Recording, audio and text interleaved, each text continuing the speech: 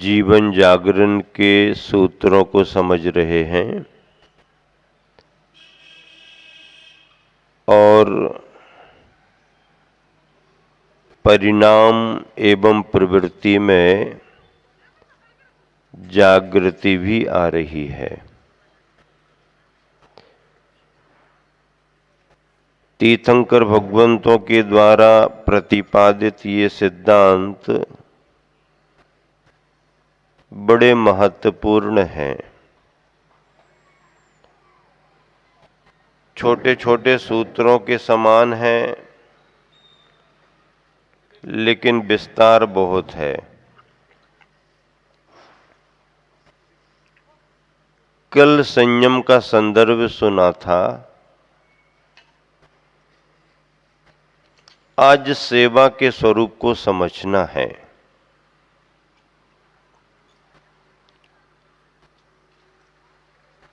सेवा शब्द एक बहुत छोटा सा शब्द है,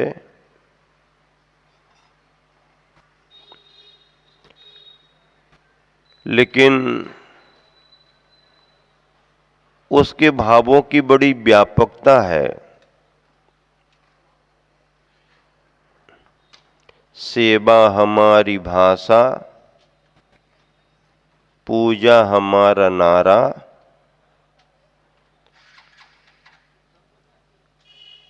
प्राणों से भी प्यारा हर एक इंसान हमारा। आप ये पंक्तियां पढ़ते हो, सुनाते हो।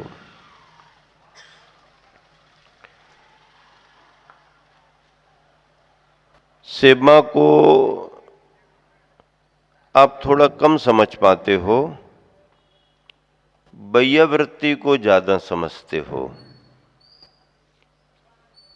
बैयावृत्ति की बात आती है तो आपको धर्म दिखता है। क्या दिखता है? धर्म दिखता है। आपको पुण्य दिखता है।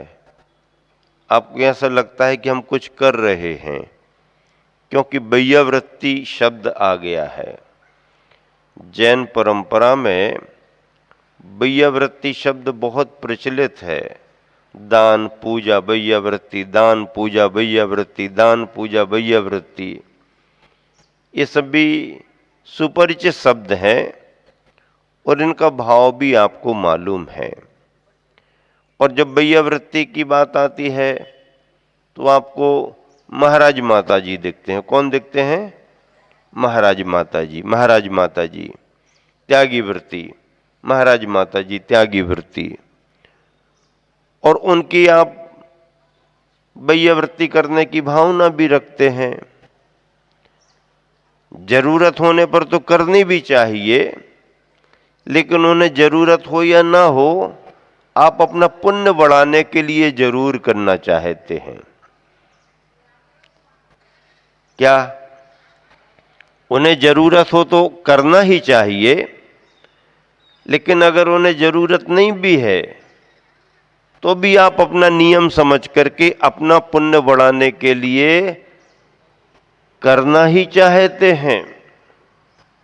क्यों? क्योंकि बैयावृत्ति का महत्व आपको मालूम है। प्रथमान योग के ग्रंथों में भी आपने सुन रखा कि उन्होंने मुनि राजों की ऐसी बैयावृत्ति की, उन्होंने ऐसा ऐसा किया, उन्होंने ऐसा ऐसा किया, उन्होंने उनके ऐसे आहार विहार कराए, फलस्वरूप उन्हें स्वस्थ शरीर मिला, बलिष्ठ शरीर मिला, सुंदर शरीर मिला, धन धान्य की समृद्धि हुई। तो ऐसा सुन करके आप बैयावृत्ति के भाव से फिर भी जुड़ जाते हो। लेकिन बैयावृत्ति केवल बैयावृत्ति तक ही नहीं है। पात्रों के साथ, महापात्रों के साथ, धर्म पात्रों के साथ, सत्पात्रों के साथ कभी कभी अपने इर्द गिर्द जुड़े हुए लोगों का भी ध्यान रखना जरूरी होता है। धर्म के क्षेत्र में तो इनका सब होना ही चाहिए। ये तो परमार्थ है, मोक्ष मार्ग को प्रशस्त करने वाला है। लेकिन अगर असंयमी भी कोई मिल गया है, किसी की कुछ विशेषताएं हैं, गुणी है, सज्जन है, या परेशानी में फंसा हुआ है, ऐसा व्यक्ति परिचित हो या अपरिचित हो, उस पर भी ध्यान देना जरूरी होता है।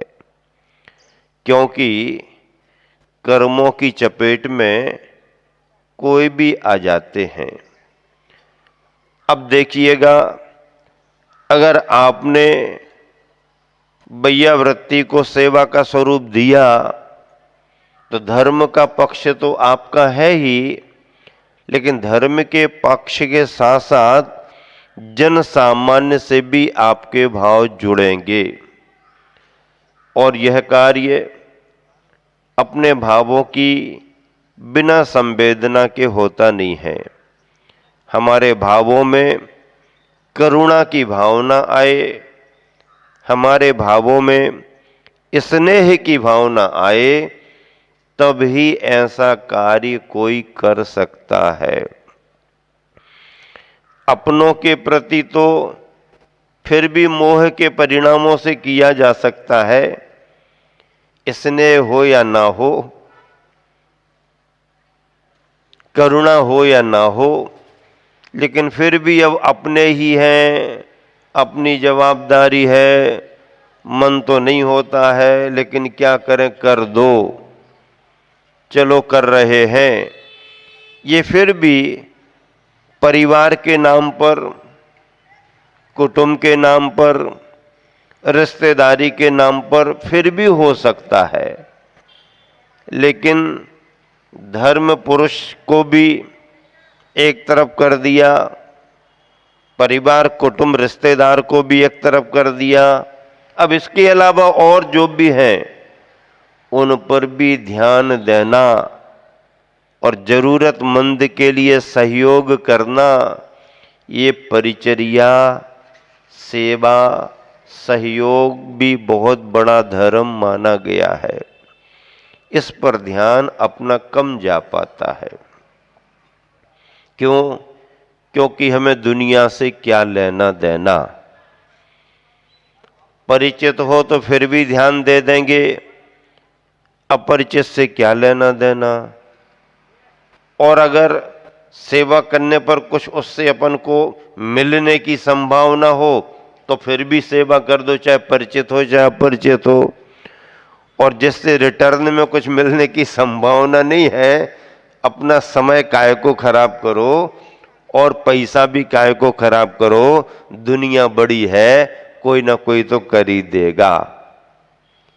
ऐसे भी कई बार भाव होते हैं जिससे व्यक्ति एक मिले हुए अवसर को भी चूक जाता है। बंधुओं, करुणा का भाव, स्नेह का भाव परिणामों में संवेदना को लिए हुए होता है। कर्म की वजह से किसी को भी परेशानी आ सकती है, धर्मात्मा को भी, अधर्मात्मा को भी। अगर धर्मात्मा है, संयमी जीवन है, कर्म सिद्धांतों को पर विश्वास है उसका, तो वो अपने तरीके से उन विषम परिस्थितियों में भी अपना कुछ ना कुछ कर ही लेगा। लेकिन जिसको कर्म का सिद्धांत मालूम नहीं है, भाग्य की प्रतिकूलता है, परेशानियों का मारा है, उसके लिए संभालने वाला कौन। लेकिन एक बात और है, आचार्यों ने 4 दानों के अलावा, जो 4 दान हैं वो तो पात्रों के लिए कहे गए हैं, लेकिन पात्रों के अलावा अपात्र को भी अगर देने की स्थिति बनती है तो उसे सम्यक दान ना मान करके करुणा दान के अंतर्गत रखा गया है कि तुम सही हो कि गलत हो तुम जानो, दया भाव से हमने तुम्हारा सहयोग कर दिया। लेकिन सावधानी ये भी बताई गई, अगर स्पष्ट रूप से कोई गलत है तो तुम्हारा किया गया सहयोग भी बुराइयों को बढ़ाने वाला होगा। तो फिर क्या करें महाराज जी, फिर ऐसे लोगों को कोई सहयोग ना करें क्या? सहयोग करने का भाव करो, सहयोग कर भी दो, लेकिन सहयोग करने के साथ साथ उसको व्यसन और बुराइयों से बचाओ भी। व्यसन और बुराइयों से बचाते हुए अगर आप किसी का सहयोग करते हो तो आपका सहयोग सही जगह हो गया। और अगर व्यसन और बुराइयों से आपने नहीं बचाया और अपनी करुणा की दुहाई दे करके उसका सहयोग करते रहे, तुम्हारे सहयोग से वो और व्यसनों में आगे बढ़ता गया, तो तुम्हारा सहयोग, तुम्हारी सेवा बुराइयों को बढ़ाने वाली हो गई, जिसका अच्छा लाभ आपको मिलेगा नहीं। क्यों? क्योंकि तुम्हारा वो सहयोग व्यर्थ में चला गया। हाँ, बीज तुम्हारा अच्छा है, लेकिन बोई जाने वाली जमीन भी तो अच्छी होना चाहिए ना। अच्छे बीज को भी यहाँ वहाँ की किसी भी जमीन में डाल दिया, अच्छा बीज भी समाप्त हो जाएगा। इसीलिए सहयोग में थोड़ा ध्यान रखना पड़ता है। प्रथमतः तुरंत में जानकारी ना भी हो, जानकारी लेने की स्थिति ना भी हो और आपने तुरंत में सहयोग कर दिया, इमीडिएट ऑन स्पॉट, वो एक बात अलग है। वो तुरंत के तुरंत उसके लिए जो प्राथमिक ट्रीटमेंट होना चाहिए, जो प्राथमिक सहयोग होना चाहिए, वो दे दिया, वो ठीक है। लेकिन उसके बाद अगर आगे आपको लंबे क्रम में देना है तो अच्छाई बुराई का ख्याल तो आपको रखना ही पड़ेगा, अन्यथा आपका किया गया सहयोग सही तरीके से नहीं लग पाएगा। देखो, आज का समय जो है कुछ अलग तरह का है। व्यक्ति, कुटुंब और परिवार तो छोड़ो, अपनी ही आवश्यकताओं पर ज्यादा ध्यान दे रहा है। अपने लिए सुविधा हो जाए, फिर परिवार और कुटुंब और समाज तो बाद में देखी जाएगी। ये स्वार्थी प्रवृत्ति कहलाती है। और यह स्वार्थी प्रवृत्ति उस इंसान को श्रेष्ठ नहीं बना पाती है, दुनिया में उसकी पहचान नहीं बन पाती। स्वार्थी व्यक्ति की कोई पहचान नहीं होती है। पहचान तो परोपकारी और निस्वार्थी व्यक्ति की होती है। अपने साधनों की चिंता करना, अपनी ही चिंता करना तो कोई भी कर सकता है, लेकिन अपनी चिंता से ऊपर उठ करके दूसरों की चिंता करना, सहयोग करना, मदद करना, सेवा करना बहुत बड़ा काम है। दूसरों को तो छोड़ो, आज घर परिवार में व्यक्ति अपने परिवार के सदस्यों का भी ध्यान नहीं रख पा रहा, और तो और जन्म देने वाले माता पिता की भी सेवा नहीं कर पा रहा। उनकी सेवा करने में भी इसको बड़ा भार जैसा दिखता है। और जब तक वो ठीक ठाक हैं, जब तक तुम उनके आश्रित हो, तब तक की बात तो अलग है। लेकिन जैसे ही आप बड़े हुए और माता पिता वृद्ध हुए और जैसे ही वो पराश्रित होने की स्थिति में आए, आप दूर होना शुरू कर देते हो। परिणाम क्या निकलता है?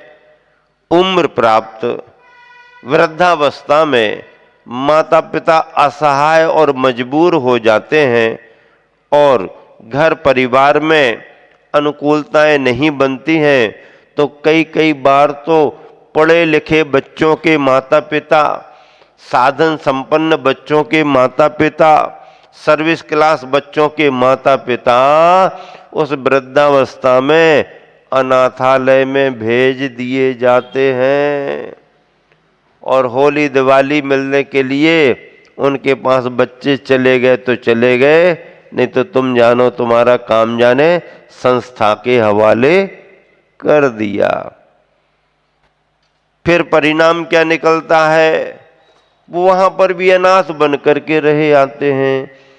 जिन माता पिता ने तुम्हारे को जन्म दिया, पाला पोसा, बड़ा किया और जवाबदार बनाया, उन्हीं माता पिता को छोड़ने के लिए तुम तैयार हो गए। स्थिति क्या बन रही है? पाश्चात्य कल्चर तेजी के साथ इस देश में भी आ रहा है और आधुनिकता के नाम पर, अपने तरीके की जिंदगी जीने के नाम पर नई पीढ़ी पुरानी पीढ़ी से बहुत दूर होती जा रही है। तारतम्य ही समाप्त होता जा रहा है। माता पिता का महत्व सामान्य नहीं है। मैं बार बार कहा करता हूं कि बचपन में जो माता पिता तुम्हारी अंगुली पकड़ करके तुमको मंदिर तक ले जाते थे, बार बार ले जाते थे, बड़े होने पर अगर माता पिता असहाय और वृद्ध हो गए हैं तो अब तुम्हारा कर्तव्य भी बनता है कि उनका हाथ पकड़ करके उनको मंदिर तक तुम्हें ले जाना चाहिए। महाराज कौन करे अब? कौन करे अब? आप ही तो करोगे ना। क्यों? श्रवण कुमार और कौन बनेगा? कहानियों में श्रवण कुमार अच्छे लगते हैं, लेकिन श्रवण कुमार बनने की जरूरत भी तो है। उपेक्षा करने वाली भी नई पीढ़ी है और सेवा करने वाली भी नई पीढ़ी है। आज भी जिन बच्चों को अच्छा संस्कार है वो माता पिता की सेवा भी कर रहे हैं, अपने परिवार का ध्यान भी रख रहे हैं। एक इंजीनियर मिला था हमको, 60,000 रुपये महीने की उसकी तनख्वाह थी, बेंगलोर में था, जैन था, परिचित था। तो कुछ समय बाद वो आया तो कहने लगा, महाराज जी मैं गया और 60,000 रुपये से शुरू हुआ था, फिर और बढ़ना था, अच्छी डिग्री थी, अच्छी कंपनी भी मिल गई, अच्छा पैकेज आगे बढ़ जाएगा ऐसी उम्मीद थी। लेकिन जैसे ही मुझे मालूम चला कि हमारे यहाँ आने से घर में रहने वाले हमारे माता पिता परेशान होने लगे हैं और उनसे जब भी बातचीत करते तो वो रोने लगते, तो मेरे मन में आया कि अपन ने इतने महाराज जियों के प्रवचन सुने, इतने आहार दान दिए, आहार विहार कराए, घर परिवार की इतनी सारी अपन ने बातें सुनी महाराज जियों से, माता जियों से, और अब इस सर्विस के लोभ में यहाँ रह करके और माता पिता को छोड़ने, ये तो अच्छा नहीं है। उसने नौकरी छोड़ी और आ गया। आने पर उसके गांव में उतने साधन नहीं थे तो उसको परेशानी भी थोड़ी हुई, लेकिन उसने बाद में बताया कि मैंने तो अपने किराने की दुकान खोल ली और महीने में 20-25 हजार, 15-20 हजार रुपया जो भी मिला उतना मिला, कम मिला, लेकिन सुकून मुझे इसलिए है कि मैं अपने माता पिता के साथ हूं। महानगरों में पैकेज बहुत हो जाते हैं, सो खर्चे भी बहुत होते हैं।